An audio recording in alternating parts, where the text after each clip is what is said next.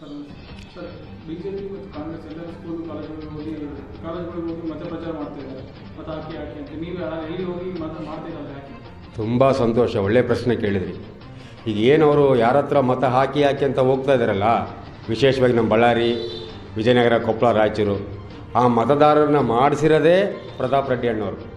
ಈಗೇನು B J ಪಿಯವರು ಕಾಂಗ್ರೆಸ್ನವರು ಹೋಗಿ ಓಟ್ ಕೇಳ್ತಾ ಇದ್ದಾರಲ್ಲ, 70% ಮತದಾರರನ್ನ ನೋಂದಣಿ ಮಾಡಿಸಿರ್ತಕ್ಕಂಥರೇ ಇವರು ಹೆಚ್ಚು ಪ್ರಚಾರ ಕೊಟ್ಟು, ನಿರಂತರವಾಗಿ ಪ್ರಚಾರ ಕೊಟ್ಟು, ನೀವು ಲಾಸ್ಟ್ ಟೈಮ್ಗೂ ಈ ಟೈಮ್ಗೂ ನೀವು ವೋಟರ್ಸ್ ನೋಡಿರಿ. ಈ ಸಾರಿ 1,56,000 ವೋಟರ್ಸ್ ಆಗಿದ್ದಾರೆ. ಲಾಸ್ಟ್ ಟೈಮ್ 80,000-90,000 ಇದ್ದರು. ಅಂದರೆ ಇದಕ್ಕೆಲ್ಲ ಕಾರಣ ಪ್ರತಾಪ್ ರೆಡ್ಡಿ ಅಣ್ಣವರು. ಹೆಚ್ಚಿನ ಮಟ್ಟಿಗೆ ಒಂದು ಅವೇರ್ನೆಸ್ ಆಗ್ತಾ ಇದೆ. ಯಾಕಂದರೆ ಲಾಸ್ಟ್ ಟೈಮ್ 7,000-8,000 ಮತಗಳು ಕುಲಗೆಟ್ಟಿದ್ದವು.